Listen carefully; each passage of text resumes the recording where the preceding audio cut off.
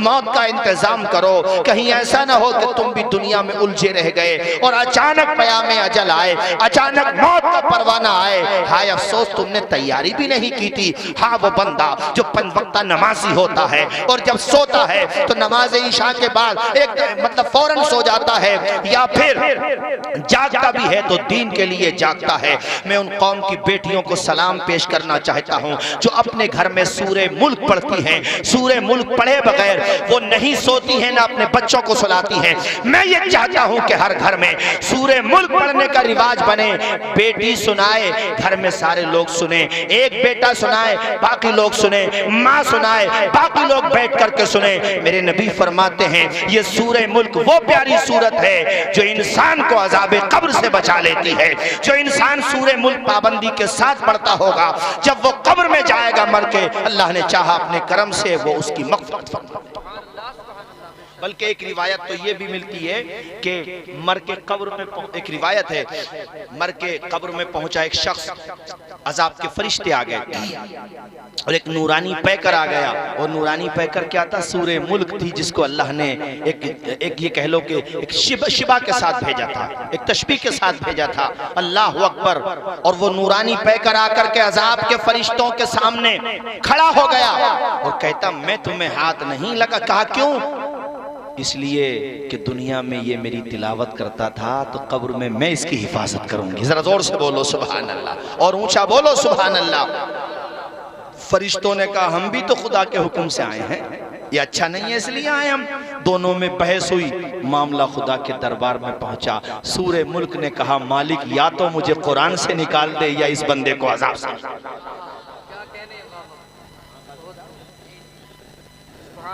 तो इसलिए अज़ाबे कब्र से बचाने के लिए मैंने आपसे कहा है, कौम की बेटियों से भी कह रहा हूं कि पढ़ो सूरे मुल्क, और मैं उनको भी सलाम करूंगा।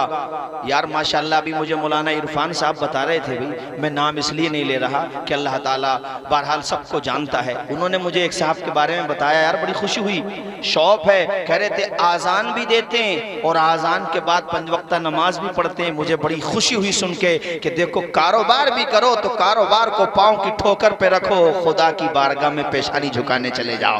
कहा उनकी दुकान पे लाइन लगती है माशाल्लाह, काफी लोग खरीदने आते हैं। कितना ही बड़ा ग्राहक क्यों ना आया हो, अगर अजान का वक्त हो जाता है तो उन्होंने बताया अपना काम छोड़ करके सबसे पहले आजान देते हैं और उसके बाद जमात से नमाज।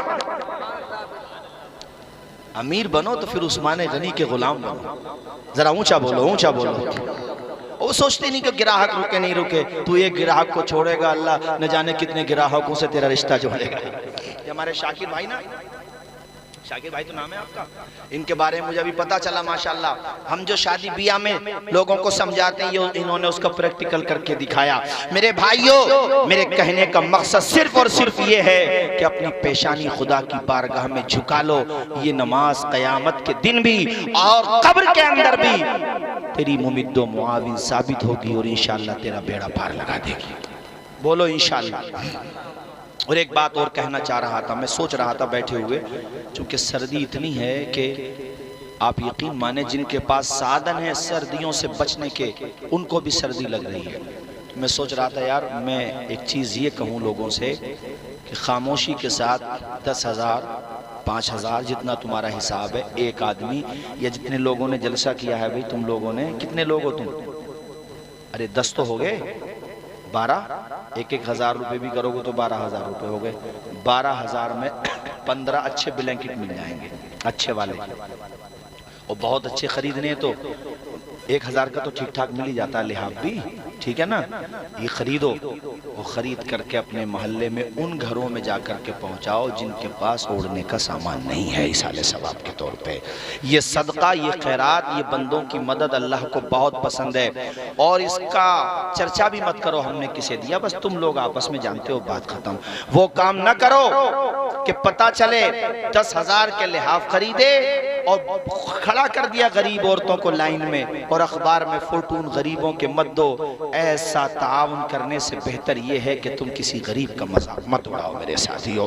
कुछ नहीं पता कि कब कैसा वक्त आ जाए। ऐसा बहुत हुआ है इस तारीख इंसानी में कि अल्लाह ने जब चाहा है कतरे को समंदर बना दिया है, और जब मेरे खुदा ने चाहा है तो समंदर को कतरा बना दिया है। इसलिए उससे डरो। अगर मदद भी करो तो दुनिया को दिखाने के लिए नहीं, खुदा को मनाने के लिए। करोगे ये काम? अरे बोलो ना यार, हैं? हाँ, अल्लाह आप सबसे ये काम ले ले, आमीन बोलो। सर्दी बहुत है इसलिए मैंने ये बात कही। हजरत इमाम ज़ैनुल आबिदीन, सुभान अल्लाह, ये कौन है पता आपको? इमाम हुसैन के बेटे। आवाज आए कौन है? मतलब मेरी तो आवाज मुतासिर है, नज़ला बहुत है, तो उसकी वजह, उसके बावजूद मैं मेहनत कर रहा हूँ, आप लोग बोल नहीं सकते हो। कौन है? इमाम हुसैन के बेटे। इनका जब इंतकाल हो गया तो जब गस्साल इनको नहलाने लगा तो इनकी पुष्ट पर निशानात पाए गए, जैसे वजन उठाने के निशानात होते हैं। निशानात जब उठाए गए तो ये बात बाहर चर्चा में आ गई। जब काफ़ी मदीने शरीफ में इस बात का चर्चा होने लगा तो आपके जो गुलाम थे उनसे पूछा गया कि ये इमाम ज़ैनुल आबिदीन की पुष्ट पर यानी पीठ पर, कमर पर किस चीज़ के निशानात थे? कहा हजरत ने मना किया था कि मेरा राज ही रहने देना, मगर चूंकि अब बात बहुत फैल गई इसलिए सच्चाई बताना ज़रूरी है। कि ये निशानात जो आपने देखे हैं ये हकीकत में वो निशानात हैं जो रात के अंधेरे में जब सारे शहर के लोग सो जाते थे तो इमाम हुसैन के बेटे इमाम ज़ैनुल आबिदीन अपनी पुश्त अथर पर गल्ला राशन अलग अलग पैकेट बना करके अपनी पुश्त पे रख करके गरीबों तक पहुंचा करके आते थे वो राशन। और हजरत का मामला ये था कि घर वालों को पता भी नहीं चलता था मदद किसने की है, खामोशी से मदद करके आते। सियर व आलामिन नुबला के अंदर अल्लामा ज़हबी ने लिखा है कि ऐसे घरों की तादाद जब शुमार की गई कि आखिर कितने घर थे जिनके घर का खर्चा, जिनके घर का चूल्हा, जिनके घर के राशन का इंतजाम हजरत इमाम ज़ैनुल आबिदीन की मदद से होता था। जब उन मकानों को शुमार किया गया तो उन मकानों की तादाद निकली 100। जोर से बोलो सुभान अल्लाह।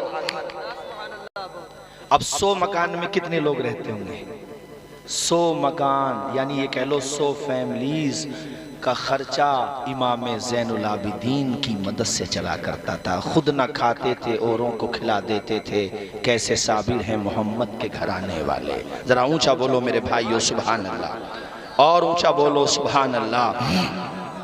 ये सदका करो, ज्यादा से ज्यादा सदका करो। एक हदीस में है कि जब अल्लाह ताला ने जमीन को पैदा फरमाया तो ये जमीन हिलने लगी। अल्लाह ताला ने फखलकल जिबाल, तो अल्लाह ने पहाड़ों को पैदा कर दिया। पहाड़ जब पैदा हुए तो पहाड़ को अल्लाह ने वतद फरमाया। वतद औतादा, ये वतद की जमा है यानी मीखें, जैसे मीखें गाड़ दी। जब वो पहाड़ गाड़ दिए, पहाड़ जितने ऊपर नजर आते हैं उतने नीचे भी होते हैं, तो जमीन का बैलेंस बन गया। जमीन ने हिलना बंद कर दिया चूंकि उसके ऊपर अल्लाह ने इतने भारी भारी पहाड़ जमीन में गाड़ दिए। जब पहाड़ों की ताकत देखी तो फरिश्तों ने कहा मालिक ये पहाड़ कितने ताकतवर हैं कि जमीन का हिलना रोक दिया इन्होंने। या अल्लाह तेरी मखलूकात में सबसे ज्यादा पावजन, सबसे ज्यादा ताकतवर अगर कोई चीज है तो मालिक फिर तो वो पहाड़ ही है ना। फखलकल हदीद, तो अल्लाह ताला ने लोहे को पैदा फरमाया। जरा मचल के बोलो सुभान अल्लाह। किस चीज को पैदा फरमाया? आवाज आए किस चीज को? लोहे को। अब लोहा पहाड़ को काट देता है? अरे लोहा ही तो काटता है ना। पत्थर को कौन काटता है बोलो? लोहा। तो जो कट जाए वो ताकतवर है या जो काट दे वो ताकतवर है? नहीं बोलोगे जोर से? तो ताकतवर कौन हुआ? लोहा। फरिश्तों ने कहा मालिक हम समझ रहे थे कि पहाड़ ताकतवर है, मगर अब समझ में आया पहाड़ से ज्यादा तो लोहा ताकतवर है। अल्लाह अल्लाह, अल्लाह ताला की शान देखो। अल्लाह ताला ने कहा जरा अब आग को भी तो देख लो। आग तुमने लोहारों की भट्टियों में देखा होगा, आग किस तरह से लोहे को पिघला के रख देती है। पिघलाती है कि नहीं? तो जो पिघल जाए वो ताकतवर या जो पिघला दे वो ताकतवर? नहीं बोलोगे जोर से? याद कर लो, हदीस काम आएगी। लोहे को जब देखा तो समझा लोहा ताकतवर, और जब आग की ताकत देखी तो फरिश्तों ने कहा नहीं या अल्लाह आग ज्यादा ताकतवर है। अल्लाह ताला ने कहा पानी का भी जलवा देख लो, सुभान अल्लाह। अब पानी तो आग को बुझा देता है, भाई कितनी भयंकर आग लग गई हो मगर पानी डाल दो तो आग बुझ जाती है। तो जो बुझ जाए वो कमजोर है और जो बुझा दे वो ताकतवर है। तो पता ये चला कि आग से ज्यादा ताकतवर क्या है, बोलो पानी। अब फरिश्तों ने कहा मालिक हम तो ये समझ रहे थे सबसे ज्यादा ताकतवर पहाड़ है, मगर जब हमने लोहे को देखा तो हमारे समझ में आया सबसे ज्यादा ताकतवर लोहा है। मगर जब हमने मालिक तेरी शान और तेरी करीमी की ताकत देखी और किस शक्ल में देखी, आग की शक्ल में देखी, तो हमने समझा आग ताकतवर है, मगर आग से ज्यादा ताकतवर पानी है। मालिक अब हमें पता चला कि सबसे ज्यादा ताकतवर, जरा जोर से बोलो और ऊंचा बोलो, पानी है। यार ये भी खुदा की मेहरबानी है। इंसान को जरूरत है तो अल्लाह ने कितना सस्ता कर दिया, हर जगह मिल रहा है। क्या है बोलो, ऊंचा पानी। अल्लाह ने कहा हवा का जलवा नहीं देखा है तुमने? ये जो वो होते हैं ना गुबारात, ये बादल जो बरसते हैं ये समंदरों से तो हवा लेके जाती है। तो जो किसी की ताकत के असर को कबूल कर ले और उसके साथ चली जाए, जाहिर सी बात है वो कमजोर है। तो पानी कमजोर, हवा ताकतवर। हवा ताकतवर है कि नहीं जरा बोलो। ये मत कहना मौलाना तौसीफ रजा साहब पानी भी बहुत ताकतवर है। पूरे दुनिया में अगर पानी पानी हो जाए तो दुनिया खत्म हो जाएगी, बहुत ताकत है पानी की। तुमने तूफानों की ताकत नहीं देखी है? अगर तूफान अपने पे आ जाए तो पानी के आने का नंबर ही कहाँ आएगा। बड़ी ताकत है हवा के अंदर। तो कहा फरिश्तों ने या अल्लाह इसका मतलब ये हुआ कि पानी से ज्यादा ताकतवर हवा है। अब जरा हदीस को दोबारा सुनो मेरे साथियों। अल्लाह ताला से फरिश्तों ने कहा सबसे ज्यादा ताकतवर लोहा, सबसे ज्यादा ताकतवर पहाड़। जब लोहे को देखा तो कहा लोहा, उसके बाद जब आग को देखा तो कहा आग, आग के बाद पानी को देखा तो कहा पानी, पानी के बाद हवा को देखा तो कहा हवा। अल्लाह ने फरमाया फरिश्तों नहीं नहीं, इससे ज्यादा ताकतवर तुम्हें बताऊं मैं क्या चीज है? फरिश्तों ने कहा मालिक बिल्कुल बता। रब ने फरमाया इन सारी चीजों से ज्यादा ताकतवर आदम के बेटे की वो मदद होती है जो सीधे हाथ से कर दे और बाएं हाथ को पता भी। सुभान अल्लाह सुभान अल्लाह। नारे तकबीर, नारे रिसालत, उलमाए अहले सुन्नत हजरत अल्लामा मौलाना तौसीफ रजा मिसबाही, नारे तकबीर, नारे रिसालत। सुभान अल्लाह। मैंने गुलाम यासीन भाई इस बात पे जोर इसलिए दिया है, मिलाद कमेटी वालों से भी कहूंगा और आपसे भी। आपकी कमेटी का नाम क्या है भाई नौजवानों? गुलामान रसूल अपनी कमेटी का नाम रखो, ठीक है? और तुमने बहुत अच्छा काम किया है। मैं कहता हूँ ये बात दूर दूर तक पहुँचे कि दोस्तों के यानी अपने मरहूमीन के लिए घर वाले तो इसाले सवाब करते ही है, मगर शहबाजपुरा में एक मिसाल कायम की गई कि दोस्त भी अपने दोस्त के लिए इसाले सवाब करेंगे। मैंने उस बच्चे का भी चेहरा देखा, अजीज़म मोहम्मद अल्तमश का मुझे दिखाया तो मुझे याद आया कि हाँ ये लड़का जो है, जब भी मैं चूँकि प्रोग्राम में आता ही रहता हूँ तो माशाल्लाह ये लड़का भी जलसों में बड़ी दिलचस्पी लेता था। और अभी उनके बहनों शारिफ भाई ने मुझे बताया कि हज़रत आपकी तकरीर भी बहुत मोहब्बत के साथ, खैर उसकी मोहब्बत थी लड़के की भी, अल्लाह उसकी मग़फ़िरत फरमाए, ज़ोर से बोलें। और सही बात ये उसी की मोहब्बत मुझे खींच करके लाई, वरना आप आवाज़ देख सकते हैं। मगर मुझे डर ये था कि मैं ज़्यादा तेज़ बोलूँगा तो कहीं आवाज़ बिल्कुल ना बैठ जाए, मगर मैं देख रहा हूँ बैठ नहीं रही है। जितना गला गर्म हो रहा है समझो खुदा का करम हो रहा है।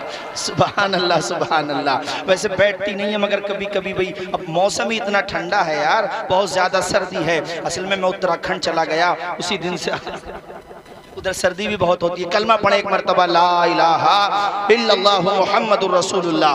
हदीस याद रखना, कौम की माओ बेटियों से भी कहता और तुमसे भी कहता हूँ कि देखो कितनी ताकत होती है मदद करने में। अब तुम सुनो 28वें पारे की एक आयत, रब कहता है वअन्फिकू मिम्मा रज़क़नाकुम मिन क़ब्ल अन यातिया अहदकुमुल मौत। ऐ लोगों मौत आने से पहले पहले खर्च कर लो।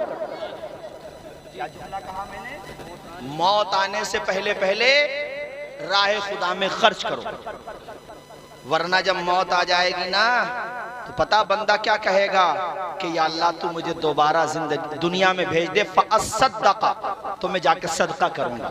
यानी सदके की कितनी अहमियत है कि मरने के बाद दोबारा जिंदगी मिलने पर वो जिस अमल का जिक्र कर रहा है वो सदके का जिक्र कर रहा है।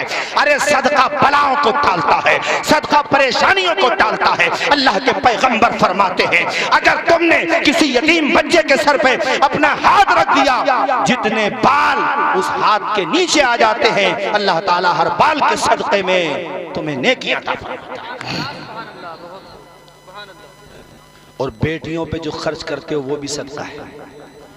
आजम भाई हदीस में बताऊं, तुमने हलाल रोजी खिलाई, अपने बच्चों को लुकमा खिलाया, ये भी सदका है। अरे सदकाते नाफिला की एक किस्म है ये भी। तुमने अपनी बीवी को हलाल लुकमा खिलाया, ये भी सदका है। जरा जोर से बोलो ना। और बेटियों के बारे में तो खासतौर पर बात आ गई तो मैं बता दूं, हुजूर फरमाते हैं जो असल में ऐसा हुआ, एक दफा हुजूर तशरीफ लाए तो उम्मुल मोमिनीन आयशा सिद्दीका ने कहा हुजूर आज एक औरत को मैंने देखा, उसके पास 2 बच्चियां थी, उसकी 2 बेटियां थी।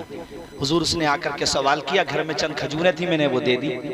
कहते मैंने देखा या रसूल अल्लाह, जरा सुनो यार, माँ भी माँ होती है, जरा बोलो ना सुभान अल्लाह, और मचल के बोलो माँ के नाम पर सुभान अल्लाह, अल्लाह अकबर। सुनो हदीस शरीफ, हुजूर से आयशा उम्मुल मोमिनीन आयशा सिद्दीका हम सब की माँ कहती हैं रसूलल्लाह मैंने देखा वो खजूरें जो थी वो क्या करती औरत, हाँ उसको जो है खजूर, वो इत्तेफाक ये था कि कम थी या एक ही खजूर थी, 1-2 खजूरें थी बस, हाँ बल्कि एक ही खजूर थी वो।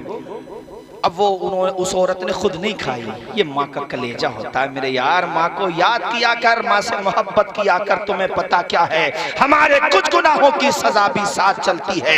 अब हम तन्हा नहीं चलते, दवा भी साथ चलती है, और अभी जिंदा है माँ मेरी, मुझे कुछ भी नहीं होगा। मैं घर से जब निकलता हूँ दुआ भी साथ चलती है। माँ के नाम पर इतनी आहिस्ता से बोलोगे सुभान अल्लाह, जरा जोर से बोलो सुभान अल्लाह। और बात आ गई माँ की, और माँ मुनव्वर राना साहब के अशार की, तो 4 मिसरे मुझे और याद आते हैं। और तुमको ये पैगाम दे करके जा रहा हूं, कल ही से ये अमल शुरू करो। सबसे पहले फज्र की नमाज अदा करो, उसके बाद जब घर पे जाओ तो नाश्ते से पहले माँ बाप के चेहरे की मोहब्बत के साथ ज़ियारत करो, और माँ का चेहरा देख करके कहा करो, ए अंधेरे देख ले मुंह तेरा काला हो गया, माँ ने आंखें खोल दी घर में उजाला हो गया। अरे खुदा के बंदे का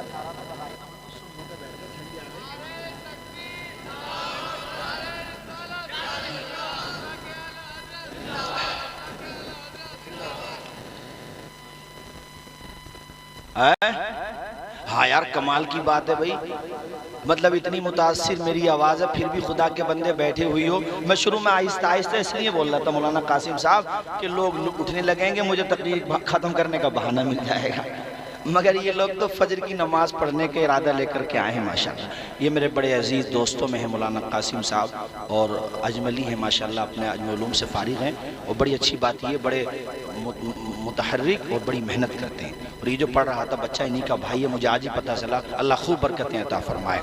और मौलाना गुलाम रब्बानी साहब, मैं भी इनसे कह रहा था कि माशाल्लाह बहुत अच्छी तकरीर करने लगे हो, अल्लाह ताला खूब बरकतें अता फरमाए। जरा ऊंचा बोलो ना आप लोग भी, तो तुम सुनते रहोगे तो मैं भी सुनाता रहूंगा, और अल्लाह ने चाहा तो आवाज़ भी धीरे धीरे सही होती रहेगी। जोर से बोलो ना सुभान अल्लाह। मैं क्या बता रहा था आपको मेरे साथियों, मैं अर्ज ये कर रहा था आप लोगों से कि आप जो है ज्यादा से ज्यादा सदका और खैरात करो, खुदा की बारगाह में खूब लुटाओ, उसकी बारगाह में लुटाने से कम नहीं होता है बल्कि इजाफा ही हो जाता है। जी बेशक होता कि नहीं, ऊंचा बोलो होता कि नहीं, आवाज आए मुझे। उसकी बारगाह में माँ के बारे में क्या शेर पढ़ा था मैंने, ए अंधेरे देख ले मुंह तेरा, और माँ ने आंखें खोल दी घर में उजाला, घर में उजाला। माँ कभी डांट दे तो ये थोड़ी है कि तुमने खाना खाना ही छोड़ दिया। सबसे कमजोर आजम भाई खाने की गर्दन है।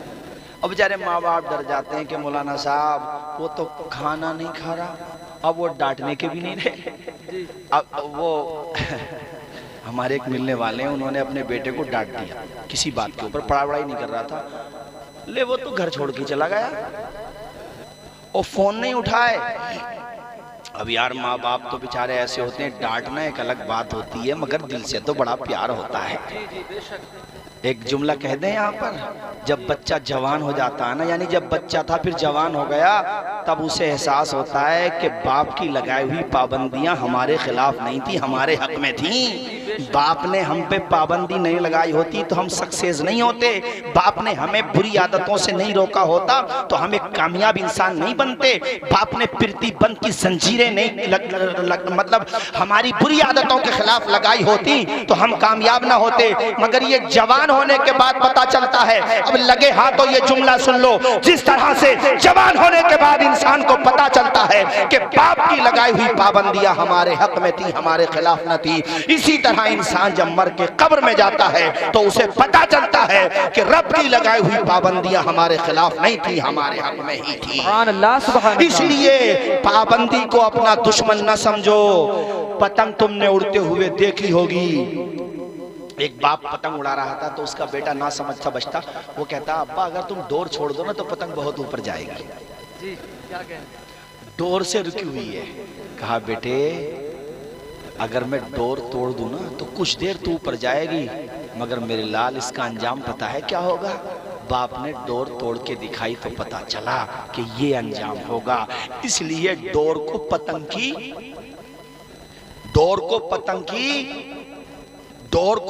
की काट मत समझो, डोर पतंग की जिंदगी है।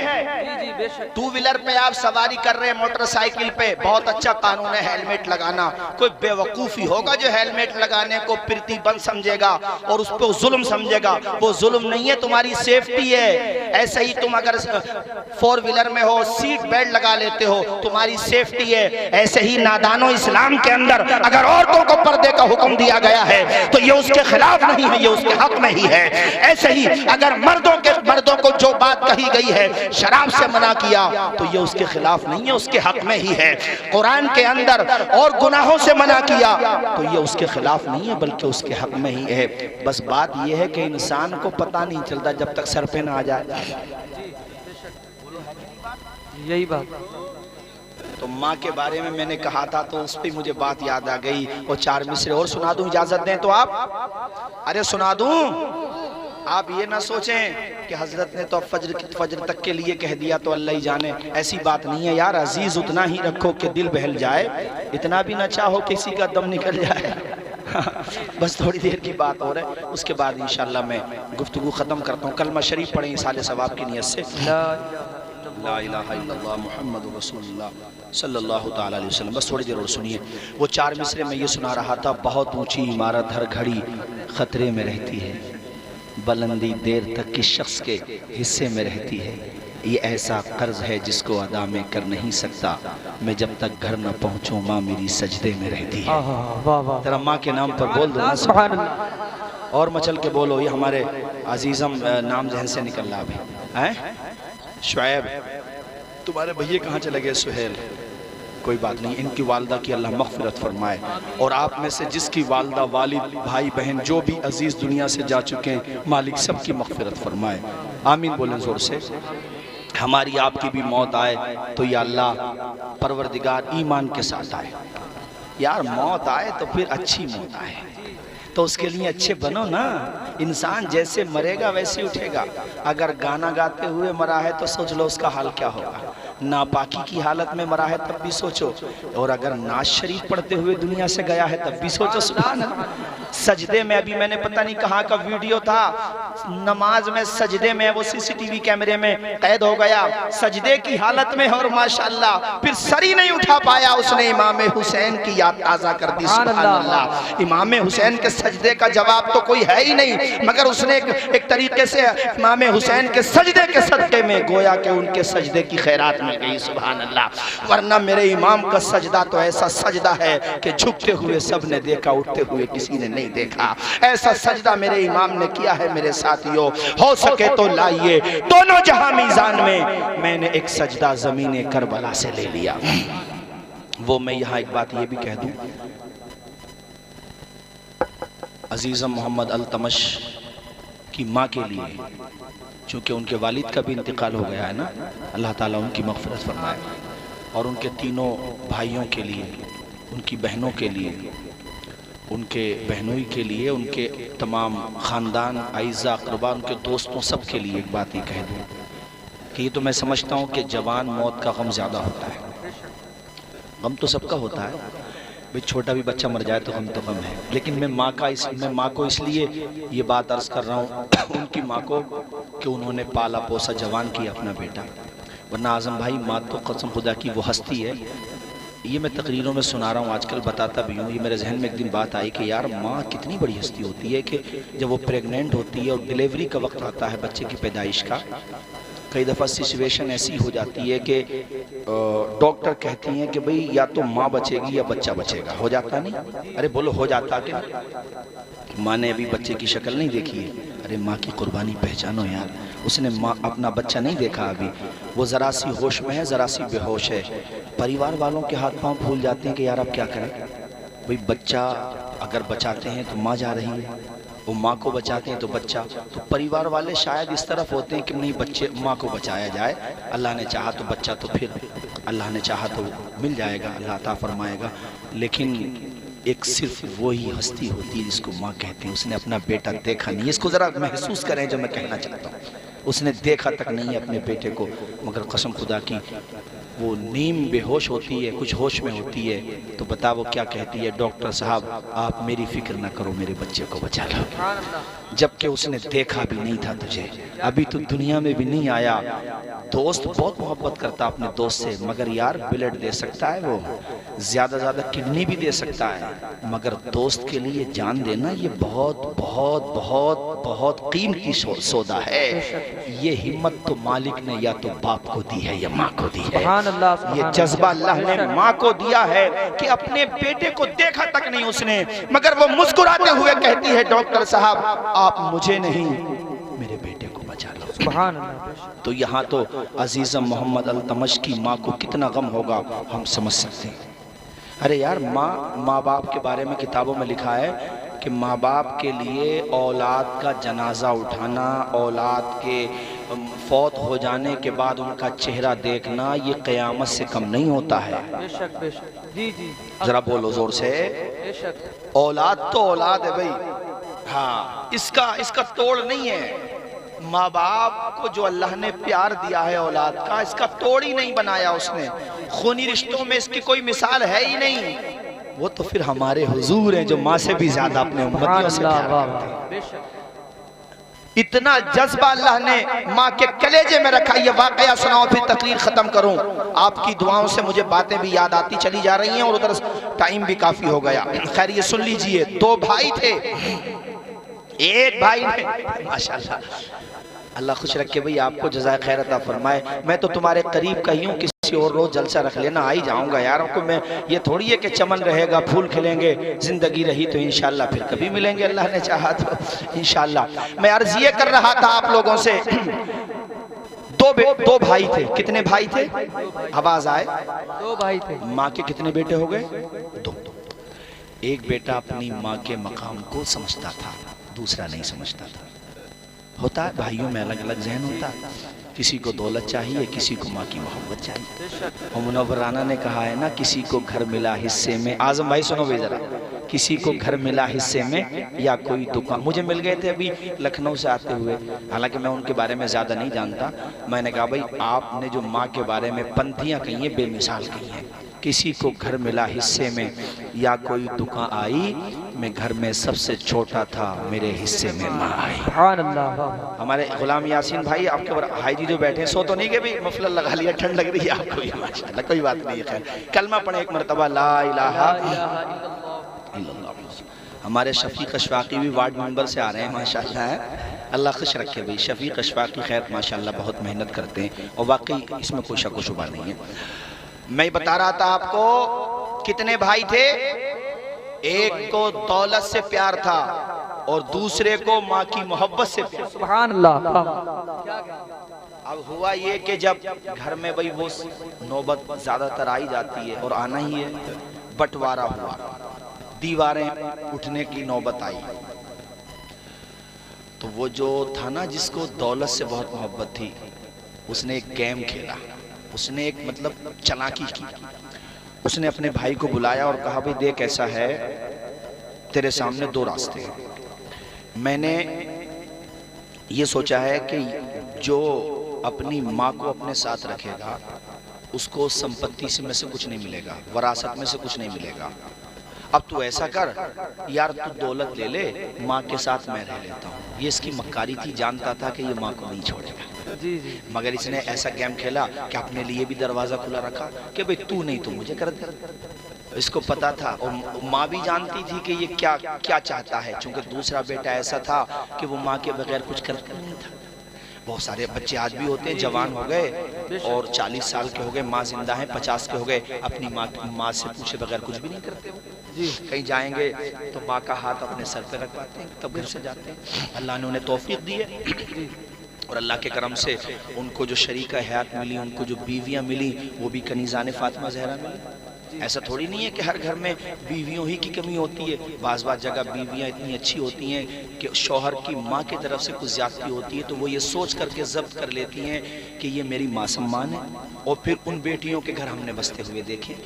मैं कितने घरों की मिसाल आपको देता हूँ, चूँकि मुझे लोग पंचायतों में भी ले जाते हैं तो मुझे तजुर्बा अच्छा खासा हो गया है कि सिर्फ बेटियों की कमी नहीं होती। मैंने बहुत बेटियाँ देखी हैं माशाल्लाह, उन्होंने सब्र किया, परेशानियाँ उठाई, अपने बाप की इज्जत को देखा और ये सोचा कि बहुत सारी बातें उनके जहन में रहीं, बर्दाश्त किया। खुदा की कसम हमने उन्हीं बेटियों को उन्हीं घरों में फिर बाद में राज करते हुए देखा है और वही माँ बाप उनकी तारीफ करने पे मजबूर हो जाते हैं। तो ये तो मैं हर जगह कहता हूँ कि अगर तुम बाप हो बेटे के तो उसकी आने वाली दुल्हन को बहू मत समझो, बेटी समझो। अगर कोई वीकनेस भी है तो नजरअंदाज करो, बेटी समझ के समझाओ। और जो बहू आई है वो ये सोचे कि मेरे माँ बाप हैं, कुछ गलत भी हो जाए तो वो भी नजरअंदाज करे। इस तरीके से इंशाअल्लाह हर घर अल्लाह ने चाहा तो जन्नत का नमूना बन जाएगा। अल्लाह ताला हम सबको महफूज रखे बलाओं से, मुसीबतों से। अब वो जानता था कि कम्मा देख मैं तुझे अपने साथ रखने को तैयार हूँ, तेरी खूब खिदमत करूँगा, तो ऐसा कर ये दौलत इसी को दे दे। माँ भी समझती थी कि तू क्या खेल खेल रहा है। उसने मतलब पैंतरा ऐसा सेट किया था, अब वो ये भी नहीं कह सकता कि भाई तू दौलत के लिए कह रहा, चूंकि वो सामने वाला तैयार है माँ को रखने को। भाई जबान से तो है ना, दिल में मक्कारी है। तो दूसरे भाई ने जो माँ का वाकई वफादार था, कोई काम माँ की मर्जी के बगैर नहीं करता था, उसने कहा मेरे भाई तूने माँ के मुकाबले में दौलत की बोली लगाई है। तूने बाप की वरासत और ये जो घर है, सरमाया है, दौलत है, जेवरात है, वरासत है, इसको तूने माँ के मुकाबले में खड़ा कर दिया यार। अरे माँ के लिए तो तू मुझसे गुलामी भी मांग लेता, तो इसके साथ साथ गुलामी में तुझे मोहब्बत में दे देता। खैरात में नहीं, तू मेरा भाई है, लेकिन मोहब्बत में दे देता।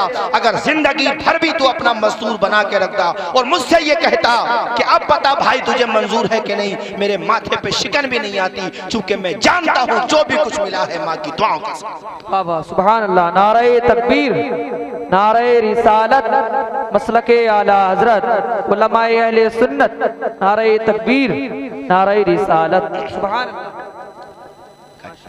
कभी ठीक है तो तुझे माँ चाहिए तो भैया तू माँ ले और माँ को अपने साथ। एक दो दिन तो उसने कुछ नहीं कहा, बाद में कहने लगा यार भाई देखो मजबूरी है, तुमने ये ऑप्शन चुना माँ के साथ रहने का, तो अब तुम्हारे हिसाब से मकान मेरा हो गया। मकान में जो सरमाया है, दौलत है, संपत्ति है, वो सब मेरी हो गई। अब यार मैं माजरत चाहता हूँ भैया, तुम अपने किराए पे देखो या कहीं भी चले जाओ, मेरी मजबूरी है। तुमने जो चुना मैं तो उसके खिलाफ नहीं गया।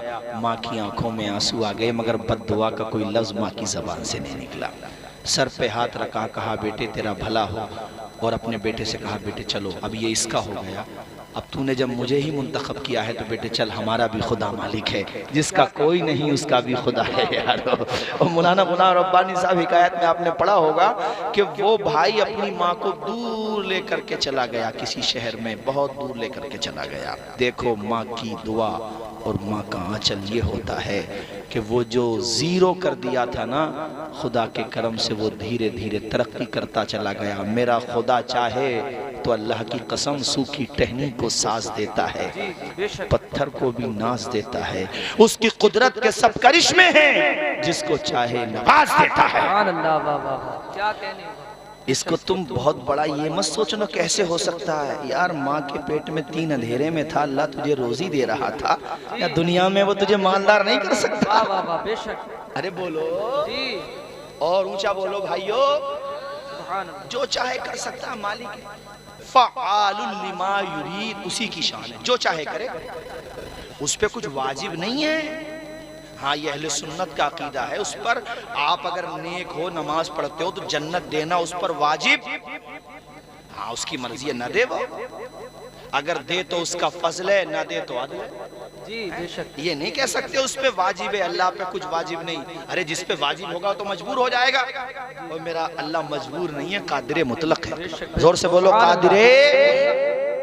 माँ के पेट में थे, रोजी कौन दे रहा था? तुम्हें नुतफे से लोथड़ा किसने बनाया? तुम लोथड़े से फिर धीरे धीरे तुम डेवलप होते रहे, जिस्म में हड्डियां बनी, अल्लाह की शान देखो, जबान बना दी, अल्लाह की शान देखो, आंखें बना दी, तेरा माथा बना दिया, आंखें बनाई, उसमें रोशनी अता कर दी, और तेरी जबान पे जायकों का एहसास दे दिया। बेशक, अल्लाह की शान देखो, उसकी कुदरत तो देखो, कभी तन्हाई में बैठा तो करो। मेरा रब कहता या अय्युहल इंसान मा गर्रका बिरब्बिकल करीम, ए इंसान तू किधर चला गया? अपने करीम मौला को ही भूल गया। सबको याद करता है मगर उसे याद नहीं करता जिसने तुझे पैदा किया है। तुझे अपने दोस्तों की याद है, अपने अहबाब की याद है, रिश्तेदारों की याद है, मगर तन्हाइयों में उठ के कभी उसे भी तो याद कर लिया कर कि जब तू कुछ था ही नहीं, उसने तुझे इंसान बना दिया, अशरफुल मखलूकात बना दिया।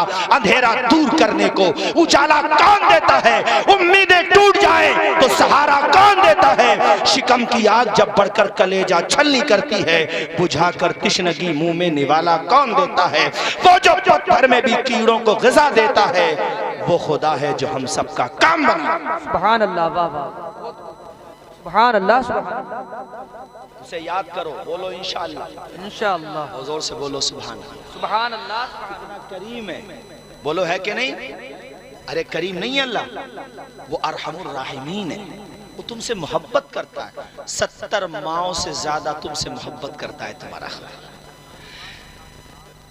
देखो तुम मांगने के लिए सबके पास जाते हो, जहां तुम्हें लगता है कि यार यहाँ जाने से मेरा फायदा होगा, उसके पास जाते हो। सबसे ज्यादा फायदा पहुंचाने वाली जात अल्लाह की नहीं है क्या? कभी उसकी बारगाह में भी तहज्जुद के सजदे करके देखो। सुभान अल्लाह, जी उजीबु दावत दाई इज़ा दान, मेरा रब कहता बंदे मुझसे दुआ तो कर, बंदे मुझसे दुआ कर, मैं तेरी दुआ कबूल करूंगा। पूछा गया था हुजूर से, या रसूल अल्लाह, अल्लाह कहाँ है? ये कुरान में है। ऐ महबूब तुझसे मेरे बारे में पूछते कहाँ है? उनसे कह दे कि करीब हूँ। अब सूरे काफ में गालिबन 26वें पारे में आया, या अल्लाह तू कितने करीब है? तो रब कहता वनहनु, ये तो एक जुमला मतलब करीब है, अब करीब की वजाहत होनी चाहिए, कितने करीब है? अल्लाह कहता वनहनु अक़रबु इलैहि मिन हब्लिल वरीद, जिस रग पे तेरी जिंदगी टिकी हुई है ना, उससे भी ज्यादा करीब है मेरी कुदरत तेरे पास।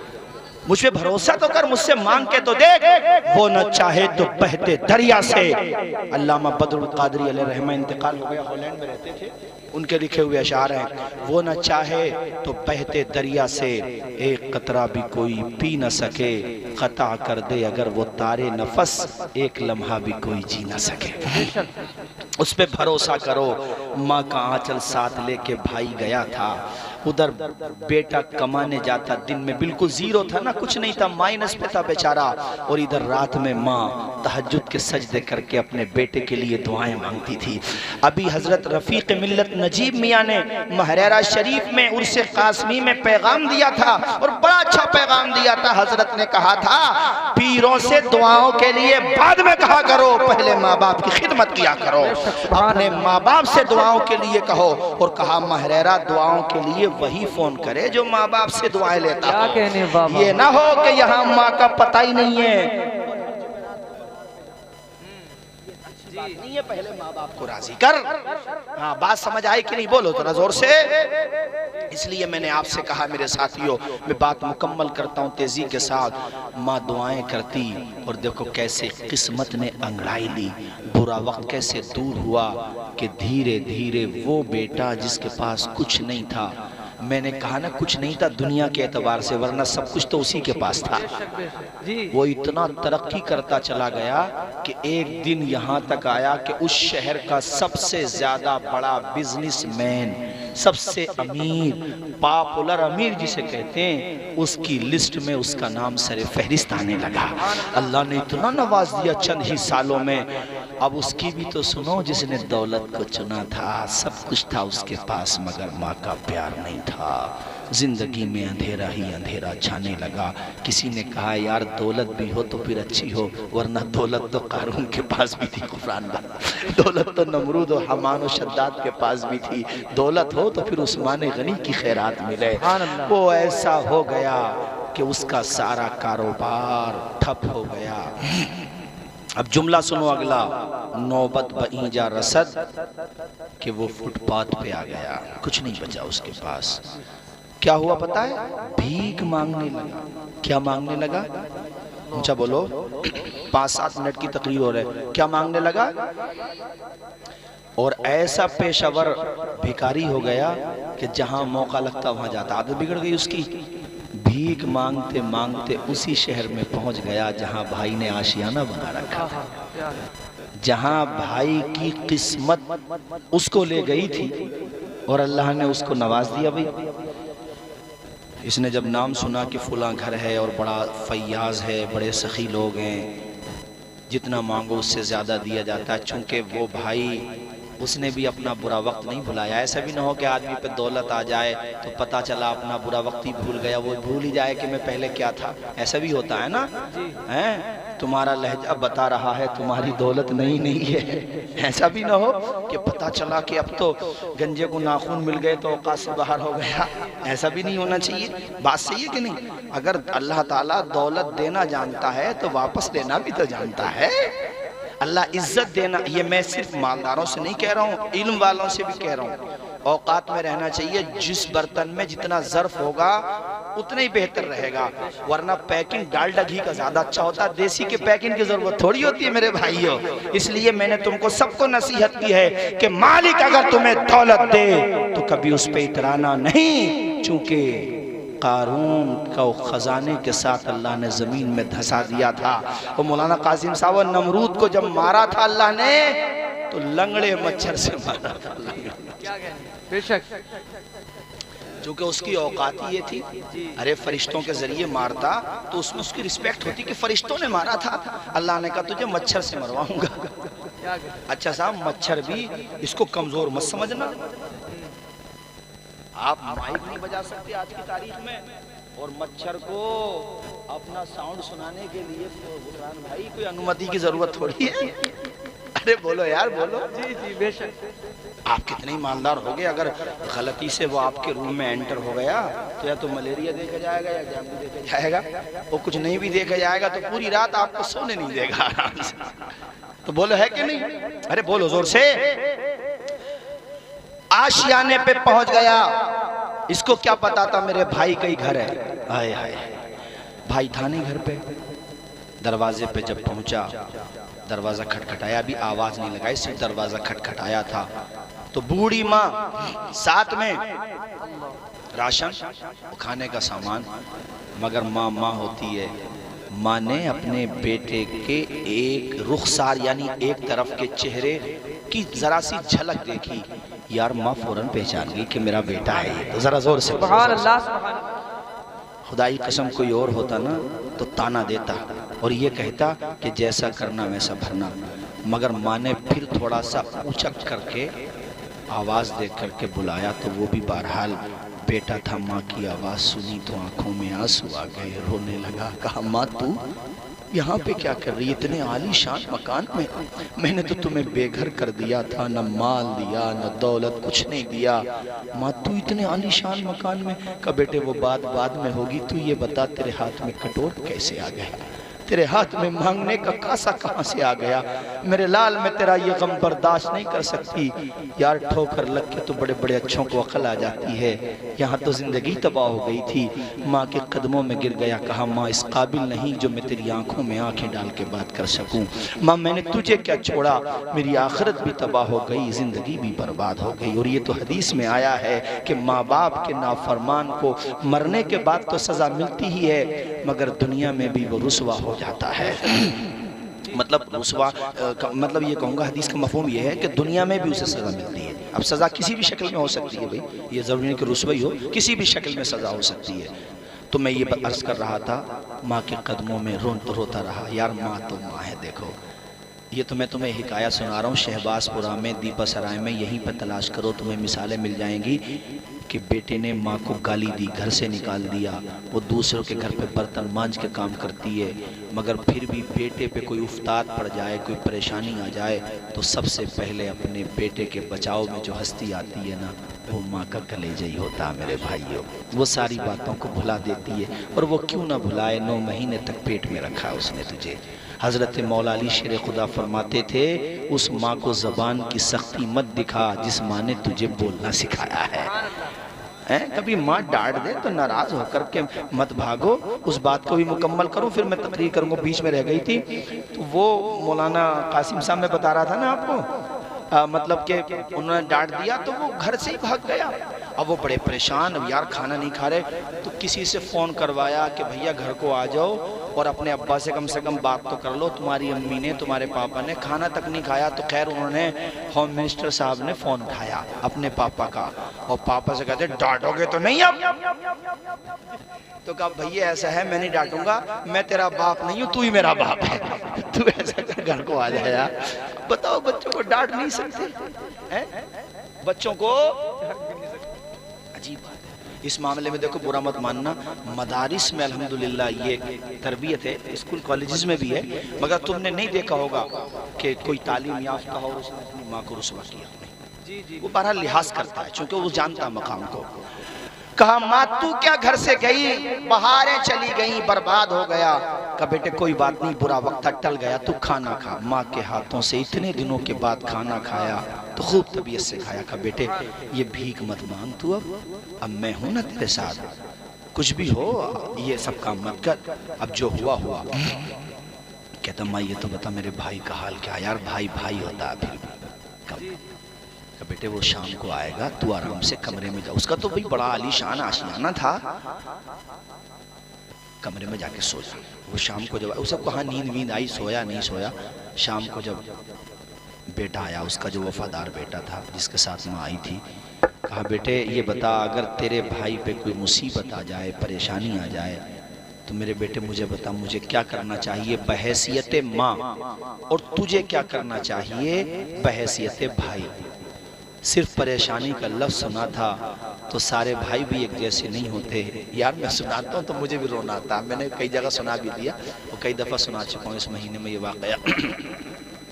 कहता माँ कैसी बात करती है, कोई बात हो गई क्या, पहेलियाँ क्यों बुझाती है, बता क्या हुआ। कहा बेटे ये बता जो मैं तुझसे पूछती हूँ। कहा माँ तू जो हुक्म दे तू बता, तो अपने भाई के लिए अपनी रगों का लहू भी निचोड़ के दे दूंगा।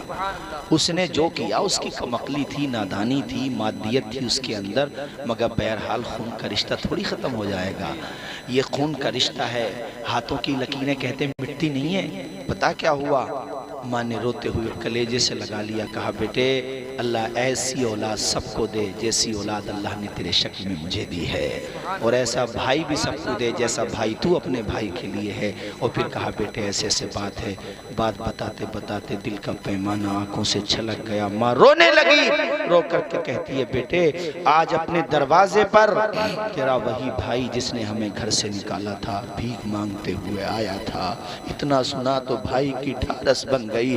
कहा माँ दरवाजे पे आया तो तूने घर पे क्यों नहीं रोका। अरे उसको रोकती, हमारे घर में किसी चीज की कमी नहीं है, इसमें बराबर का हक मैं उसको देता।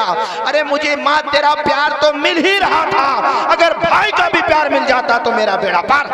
सुभान अल्लाह, नारे तकबीर। नारे रिसालत उलमाए अहले सुन्नत मसलके आला हजरत, नारे तकबीर, नारे रिसालत। तूने रोका क्यों नहीं? माँ तू रोक लेती।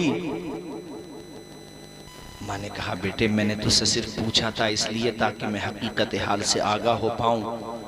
अल्लाह का शुक्र है जैसे मैंने सोचा उससे बेहतर तुझे पाया, हमेशा की तरह जैसा कि तू पहले से है ही। कहा बेटे वो तेरा भाई फुला कमरे में है, उधर कमरे में बैठ के वो सारी बातें सुन रहा था।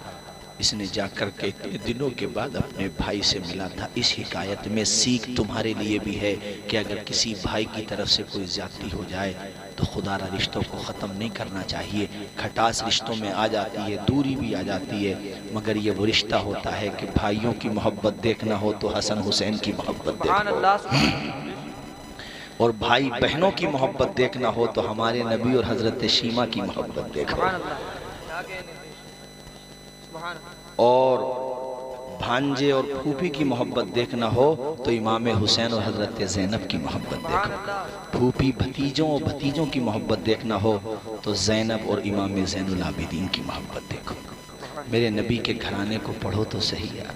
और दोस्तों की मोहब्बत देखना हो तो वो देखो, तुमने पढ़ा नहीं है किताबों में, बुखारी शरीफ की हदीस शरीफ है कि हज़रत उमर इब्न ख़त्ताब रज़ी अल्लाह ताला अन्हु का जनाजा तख्त पर रखा हुआ था। मौला अली शेर खुदा आए और बड़ी तारीफ़ करने लगे और कहा काश अल्लाह मेरे दोस्त उमर का आखिरी मकाम यानी इनकी कब्र वहाँ बना दे जहाँ हमारे नबी की तुरबत अथर है, और उनकी वो दुआ कबूल हुई। तो दोस्तों की मोहब्बत देखना हो तो उमर और अली की मोहब्बत देखो, बल्कि चारों यार की मोहब्बत देखो। ये मैंने तुम्हें एक मिसाल दी है कि भाई भाई में कभी तनातनी हो जाए तो उसको बढ़ाना नहीं चाहिए, ख़त्म करना चाहिए। सिर्फ भाई भाई के लिए नहीं कह रहा हूँ, भाई बहनों के लिए, आपस में सबके लिए कह रहा हूँ, बल्कि हुजूर ने तो मोमिन के लिए फरमाया कि एक मोमिन के लिए जायज़ नहीं है कि 3 दिन तक अपने मोमिन भाई को छोड़ दे। मैंने सोचा कि यार मैं क्यों सलाम करूं, वो सलाम नहीं करता, मैं कोई इससे छोटा थोड़ी हूँ। नहीं, तुम छोटे ही बन जाओ यार। हुजूर कहता मन तवाज़ा लिल्लाहि रफ़अहुल्लाह, जो अल्लाह के लिए नीचा बनता अल्लाह उसको ऊंचा कर देता है। वो नहीं करता सलाम, कोई बात नहीं, तुम सलाम कर लो। अदब से झुकता है, झुककर सलाम करता है। फकीर दिल को सिकंदर सलाम करता है, और न इसमें रहना कि कोई तुम्हें सलाम करे। अरे बड़ा तो वो है जो बढ़कर सलाम। तो ये माँ का जो वाकया मैंने सुनाया 2 बच्चों का, इसको मुकम्मल कर दूं या ख़त्म कर दूं तकरीर? आवाज़ें कम निकल रही हैं, सलाम पढ़वाना चाह रहे हो भाई? अच्छा चलो माशाल्लाह 1 बज गया।